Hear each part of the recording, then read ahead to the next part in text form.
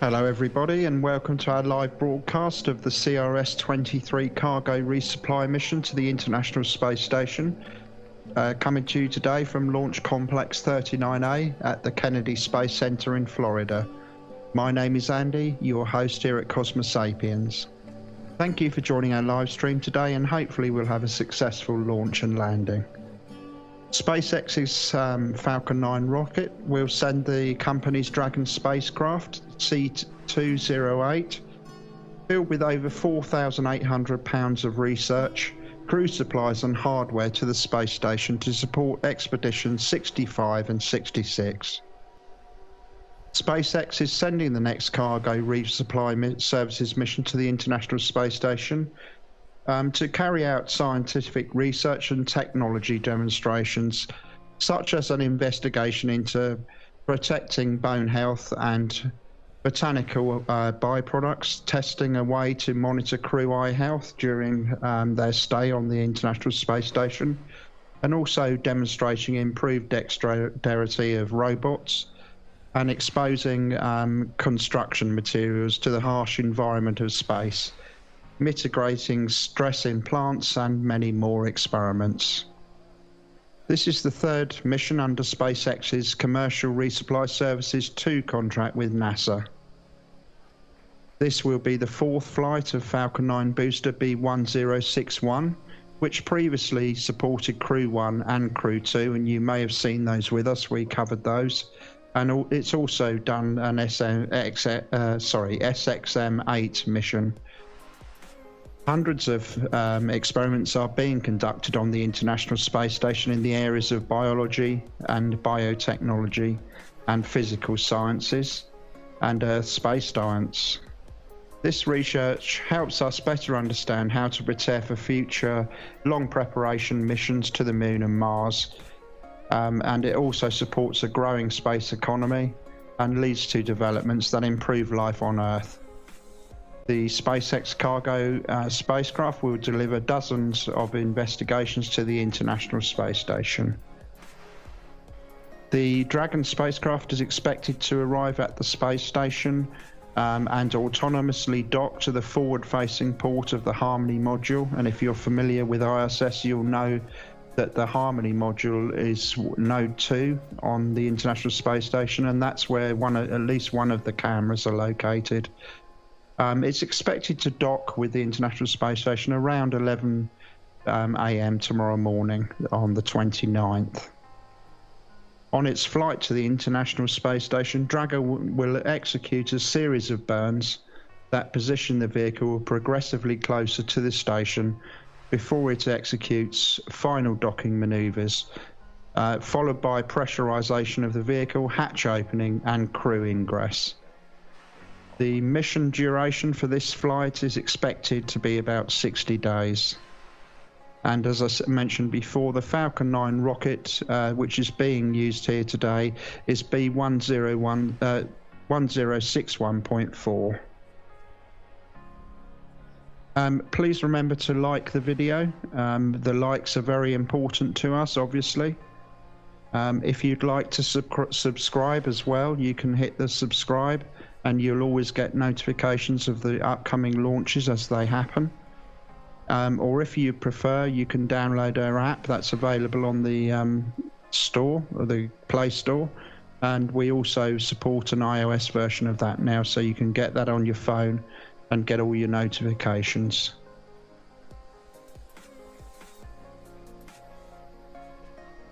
If you would like to put in the chat on YouTube which country you're from, so we can see where you all are, that would be great. Thank you.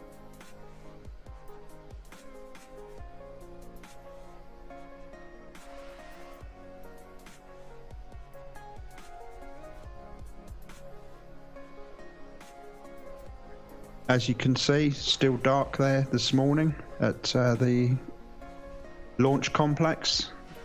Not that that's going to affect the launch tool. Perfectly capable of launching at night. Very large rocket, as you can see.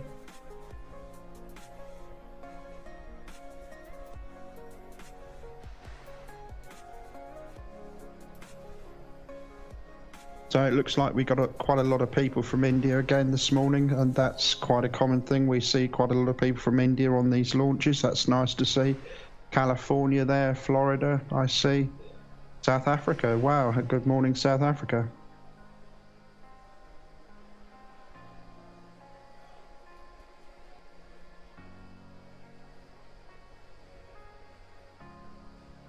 Cape Town, South Africa, yeah, Illinois. Indonesia, Tennessee, wow, so all over.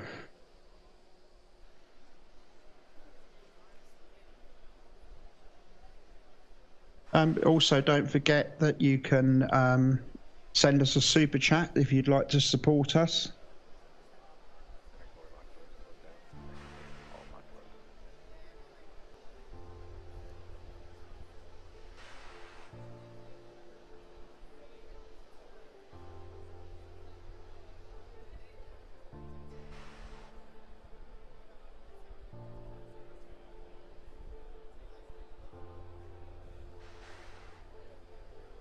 Can't really see any venting going on there at the moment, but hopefully we'll see that pretty soon.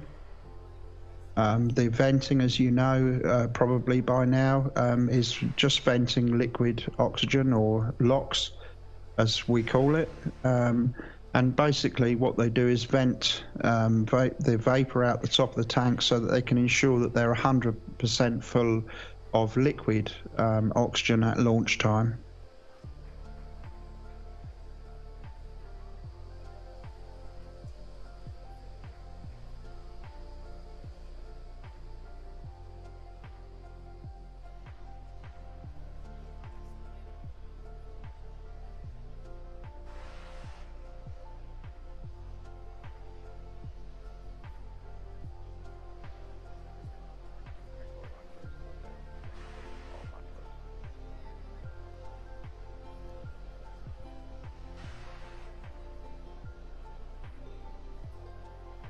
As I always say to people, it's quite hard to appreciate the size of this vehicle, but it's very big, as you can probably imagine. Sometimes the video images don't do it justice, but it's a very tall structure. Obviously we've got a tower there. There is a walkway to the capsule as well, and just walking across that would be quite scary for me. I don't like heights very much.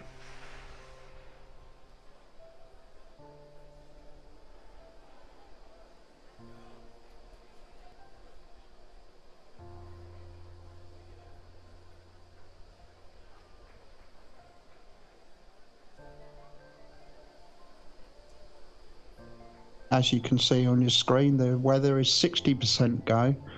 Not fantastic, could be better, but hopefully we won't have any problems with that.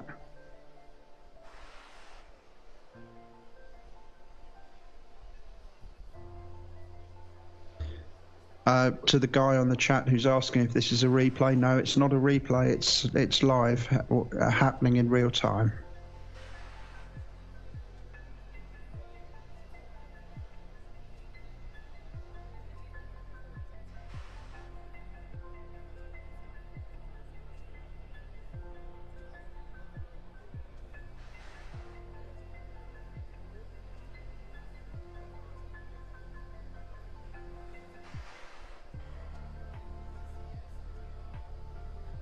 So the first stage, the main rocket today, the booster rocket as we call it, B1061, this has already flown previously, and this will be the fourth flight of that particular booster rocket.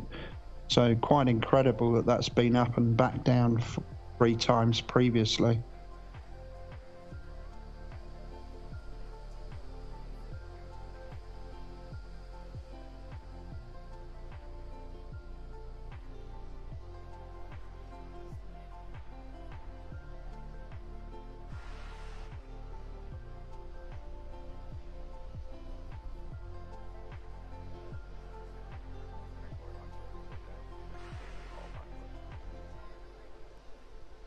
Still no real signs of venting going on down there at the launch pad, not that I can see from this angle anyway. but it is still very dark down there, using floodlights to illuminate the area.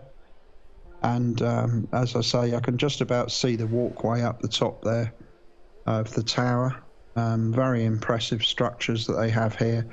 And the towers at the top have got those poles on the top of them, and they effectively form a Faraday cage around the rocket and protect it from lightning strikes while the rocket's sitting on the ground there waiting to launch. It is quite vulnerable to lightning strikes, and that's what the other towers you see there are for.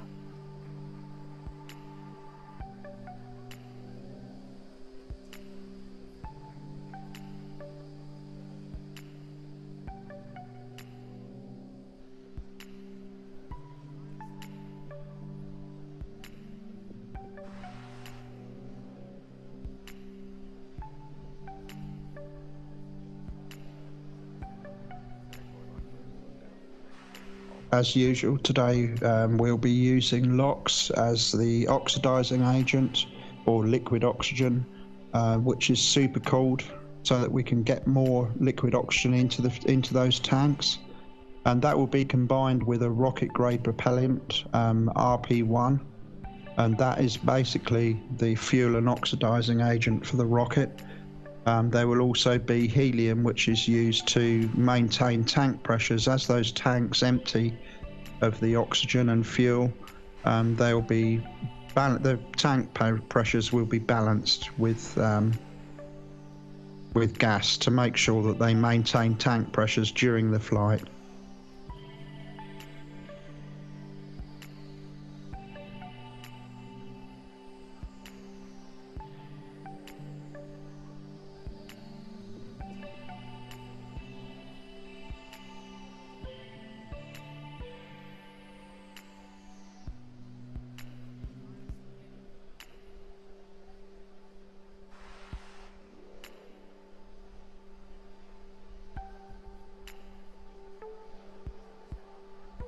Somebody asking on chat whether Cosman Sapiens is commentating from USA or UK.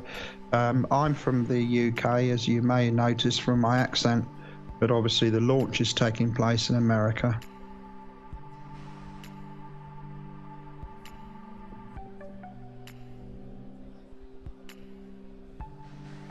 Someone's saying on the chat there, 3 a.m. in Florida. I didn't realise it was that early, actually. I obviously can see that it's dark, but I wasn't sure what the local time is, so that gives me an idea.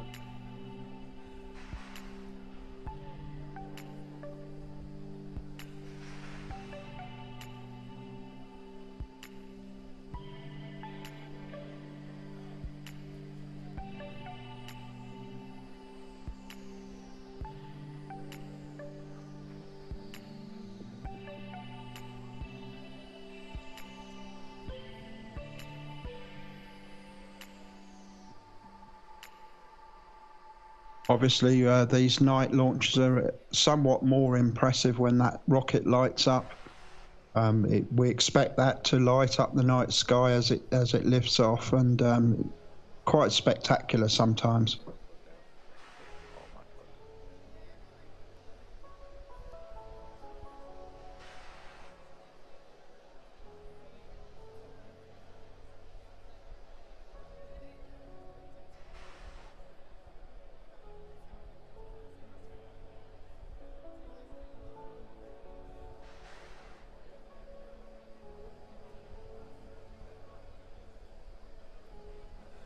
This is Launch Complex 39A today that we're using for this launch, and that's at the Kennedy Space Center in Florida, USA, for anybody who was wondering about that.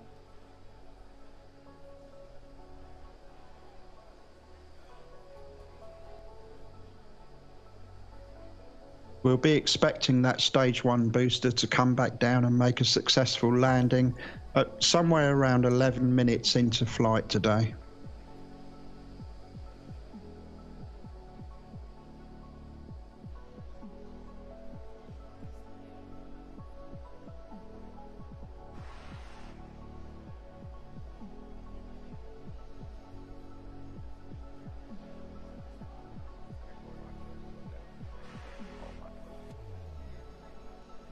If you'd like to become a member, you can sign up and become a member of Cosmosapiens, and that will give you membership across all of our channels. We usually have several channels running 24/7, and that membership will obviously work on all of them. And you can see the button down below to subscribe and become a member. Also below the video today, you'll see that there is quite a lot of information down there. There's also all of our links for all of our various services, and the App Store and all of that stuff is down there. You may have to open up the description. If it says show more, you can open that up and see all the links and information down there.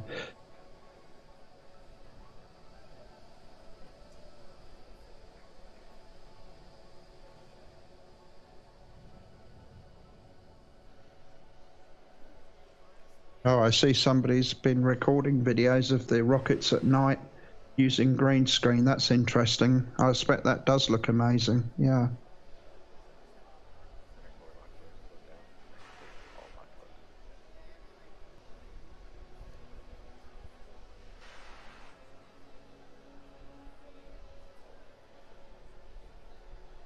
As I said, somebody's saying that they would like to be a member. You can join Cosmosapiens and sign up as a member, and that will give you membership across all of our channels. As I said, you can find the link for that and many more things below the video.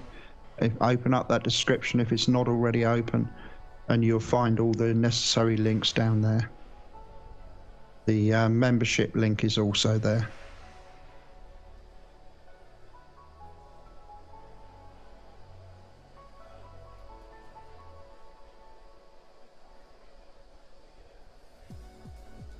Hi, Stefan. I don't know when the next Starlink launch is, but whenever it is, we'll be covering it. We cover all of those, so keep an eye out. Make sure you're subscribed so you get notifications, or get the app, better still, and get notifications so that you'll know when that's coming up. I'm not sure. I don't have a date for you at the moment, but I'm sure we'll be covering it.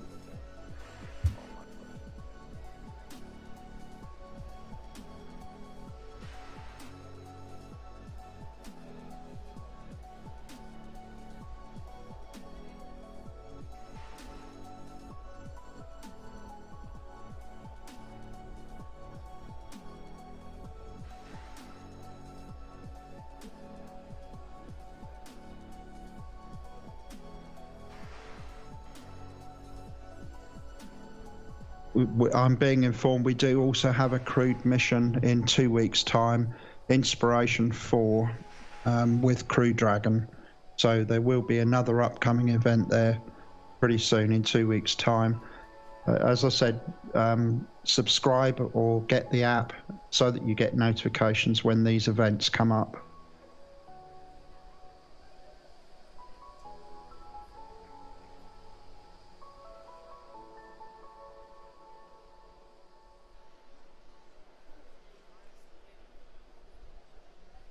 Yes, today is basically a resupply mission to the International Space Station.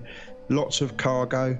I was reading the detailed information on that last night, and it carries an amazing amount of equipment and resupply material, and also a lot of new experiments go up, and a lot of stuff comes back down. There's a lot of waste products and byproducts and things which come back down from the space station as well.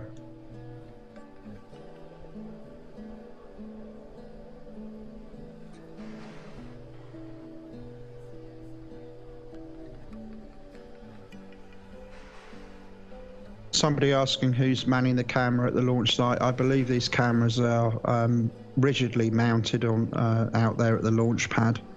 So nobody's actually manning them as such, but they can be remotely zoomed and things like that.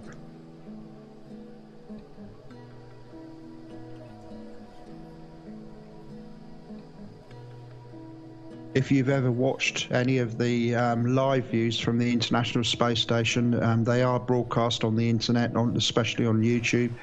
and you've seen the camera views of Earth from the International Space Station, the chances are that those cameras that you've been looking through are mounted on the Harmony module. The Harmony module is where we're docking today, and that's also where the cameras are normally mounted.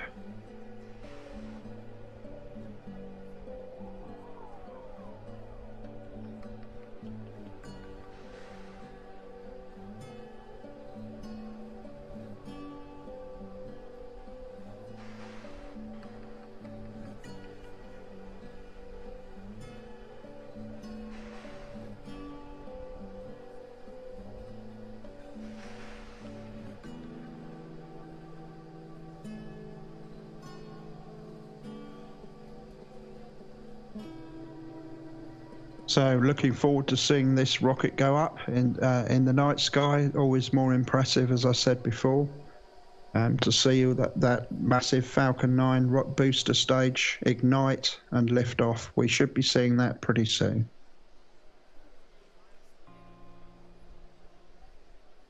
No sign of any venting yet, not that I've seen from this camera view. You would expect that they would be venting, but I haven't actually noticed any yet. Okay, thank you everybody for joining us today. It's really nice of you to come along and watch the launch. I hope you're as excited as I am to see this go. I'm now going to hand you over to the SpaceX team, and they will continue with the rest of the launch. Thank you very much for joining us.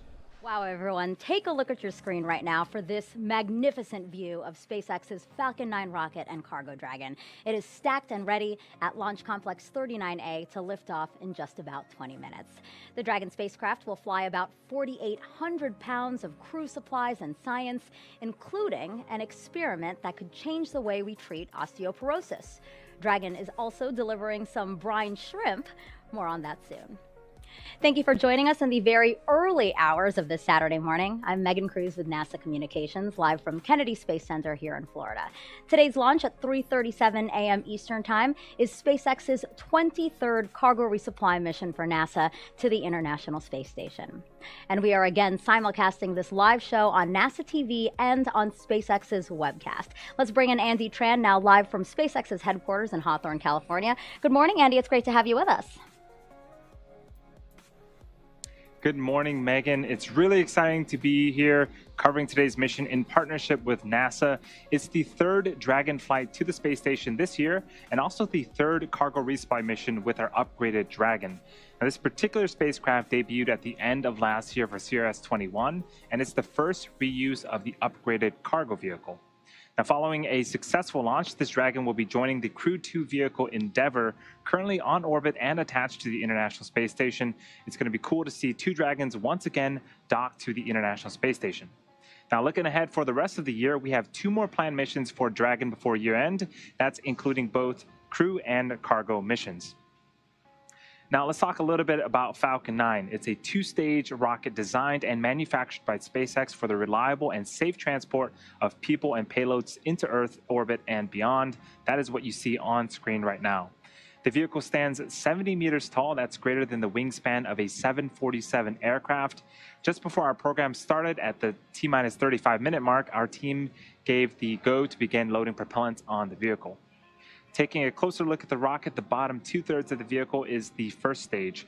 Its objective is to accelerate the vehicle through the Earth's atmosphere to space and then separate from the rest of the rocket. Now, this is the fourth flight for today's first stage, which actually previously supported both the Crew 1 and Crew 2 missions for NASA.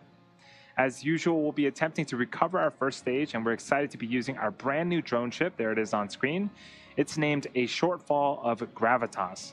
For those keeping count, if we do successfully land Falcon 9 today, this will be the 90th landing of an orbital-class rocket. Above the first stage is the second stage. It has a single Merlin vacuum or MVAC engine, which ignites after the first stage separates.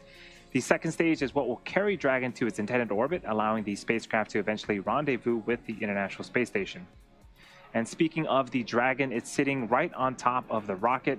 Dragon was designed from the beginning to be reused, and this new version of Dragon is designed for up to 5 flights. As mentioned earlier, this is going to be the second flight for this particular Dragon, and today's mission actually marks the 10th reuse of a Dragon on a CRS mission to date. As for cargo, today we'll be delivering more than 4,800 pounds of cargo to the space station, including critical materials to support dozens of science and research investigations that will occur on board the orbiting laboratory. To this day, Dragon remains the only spacecraft currently flying that's capable of transporting significant amounts of cargo to and from the Earth. We'll go into a little bit more detail on some of that research later in today's broadcast, and we'll discuss how Dragon is actually enhancing the research capabilities of the International Space Station. But for now, I'll send it back to you, Megan. All right, thanks, Andy. And now I want to bring in Joshua Santora. He's also with NASA Communications. Joshua, how's it looking so far?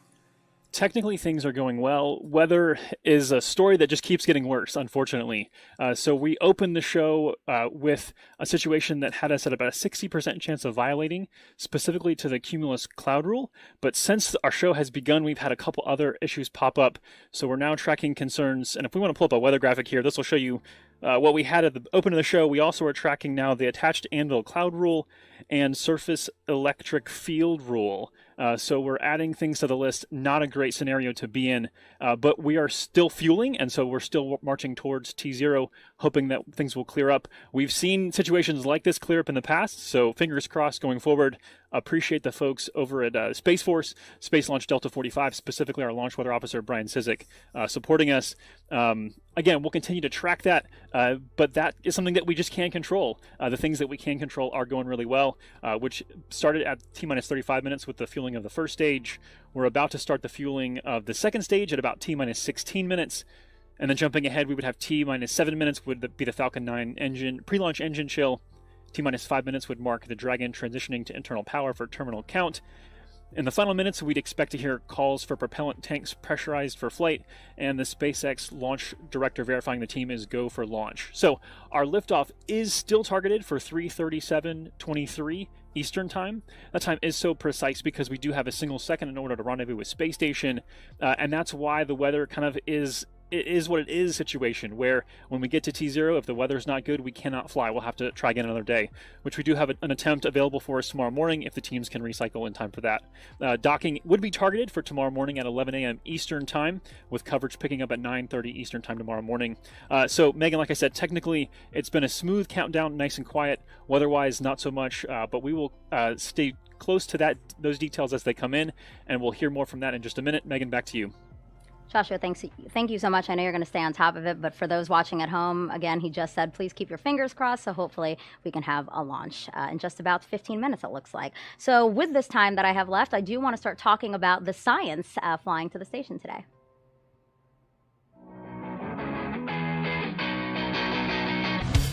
What do ants, plants, a remote implant, and brine shrimp all have in common? They're all part of investigations sponsored by the International Space Station U.S. National Laboratory, launching on SpaceX's 23rd Commercial Resupply Services mission.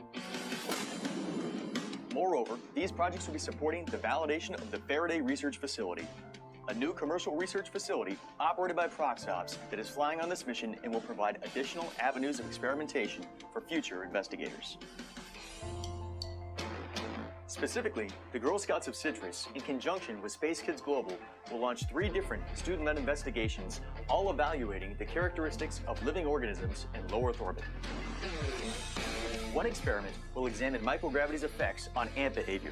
Another will look at plant growth in space, and the last will explore how brine shrimp move and behave in the low Earth orbit environment. A team of researchers from Houston Methodist Research Institute is also launching an investigation on this mission that will utilize the Faraday Research Facility. This team has a long and exciting history of space-based R&D in areas ranging from nanofluidics to drug delivery technology development, rodent research, and advanced materials. These research projects have led the team to its latest investigation that will aid in the development of a tunable drug delivery implant. The implant can be remotely controlled to release specific amounts of drug, providing individualized treatment for patients on Earth.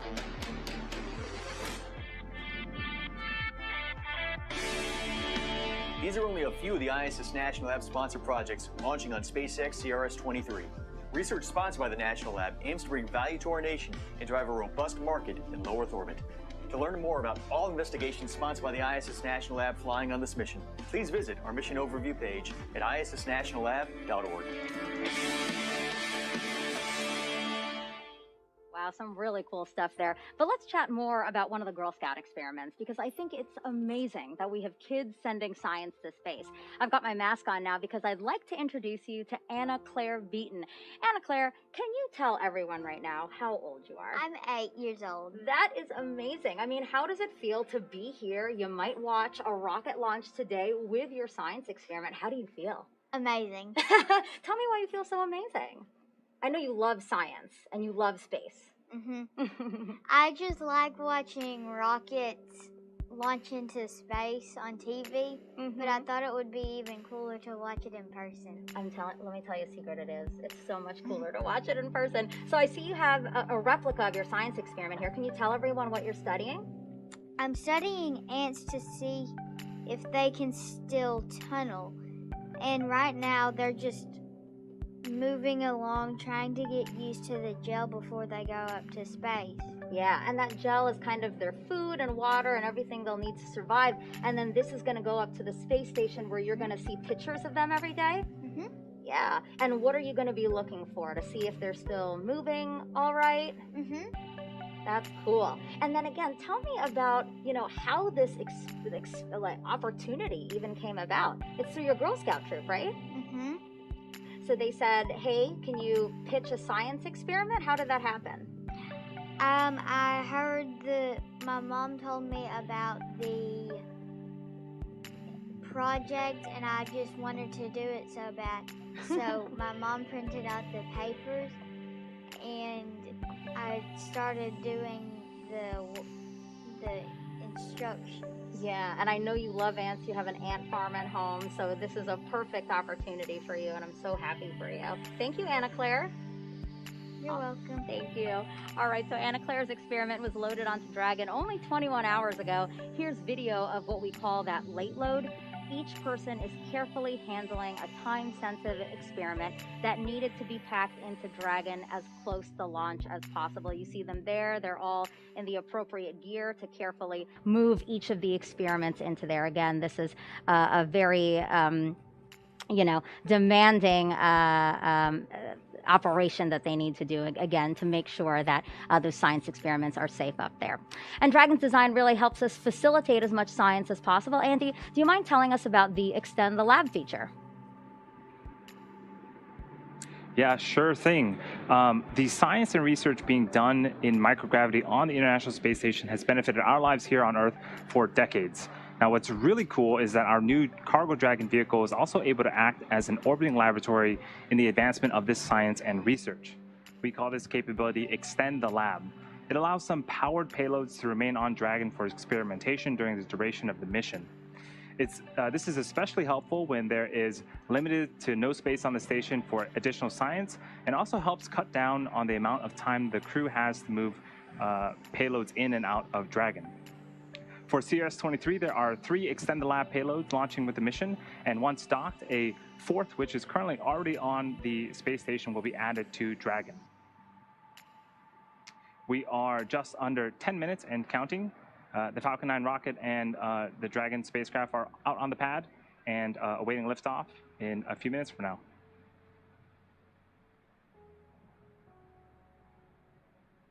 I'm going to send it back over to you, Megan. Thanks, Andy. But what happens to the science once it arrives at space station? Let's take a special tour with some of the astronauts on board to find out. Hello and welcome aboard the International Space Station. I'm NASA astronaut Megan MacArthur along with my crewmate Shane Kimbrough. We are getting ready for the SpaceX23 cargo mission coming up soon, and we're very excited. It's going to be keeping us pretty busy. Hey Megan, let's go show them around the space station a little bit and we'll show you where some of these experiments are going to be done. Welcome to the European module called Columbus. This is where a lot of the SpaceX23 experiments are going to hang out. One of those is called Apex 8, which is going to study the response to stressors at the genetic level of plants. Now they're going to be really small plants in petri dishes that we're going to eventually put into this facility here that's called Veggie. It's a veggie plant growth facility. On my last flight, I got to grow lettuce in here, and we got to actually harvest that and eat it, so that's pretty cool. One of the things we're trying to do is to learn how to engineer plants to grow better in microgravity. And what we learn from that will be able to help us in the future in space travel, but also help people on Earth grow things better. This isn't the only facility we have on the International Space Station to grow things. We have an advanced plant habitat, and currently we're growing chili peppers in there, which we hope to harvest towards the end of our mission. So now we're in the U.S. laboratory, which is called Destiny, and this is one of our main areas for conducting science on the International Space Station. One of the things that makes the International Space Station such a versatile research lab are the express racks. There's a couple of them right here over my head, and the cool thing about these is that it allows different researchers from around the world to send up their own payload, and the express rack provides the power and data, cooling, whatever that particular payload needs. One of the new facilities that will be coming up on SpaceX-23 cargo mission is called the Faraday Research Facility, and it's able to house 4 different experiments at once. 3 of them will house small organisms. The 4th experiment will be a medical experiment to look at remote-controlled delivery of medication. So that will be an interesting technology demonstration as well, and we'll be able to install that facility into one of our express racks here in the laboratory.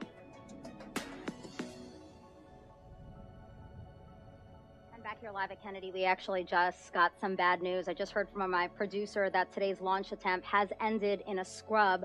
Let's head on over to Andy at SpaceX to get more details about what happened. Yeah, we did hear the launch director during that video package call hold to the countdown. It does look like, as Joshua mentioned, weather is not in our favor today. The vehicle, both Dragon and Falcon, remain healthy. We do have a backup opportunity tomorrow at 3:14 a.m. Eastern time, so join us then. I'm going to hand it back over to you, Megan. Andy, thank you so much. So again, you just heard him say that today's launch attempt has ended in a scrub. So we have another attempt scheduled, as Andy just said, tomorrow at 3:14 a.m. Eastern time. Again, tomorrow, Sunday, August 29th, 3:14 a.m. Eastern time. Our launch coverage will begin here on NASA TV and the SpaceX webcast at 2:45 a.m. Eastern time. So I hope you set your alarms and join us here again tomorrow. Thanks, everyone.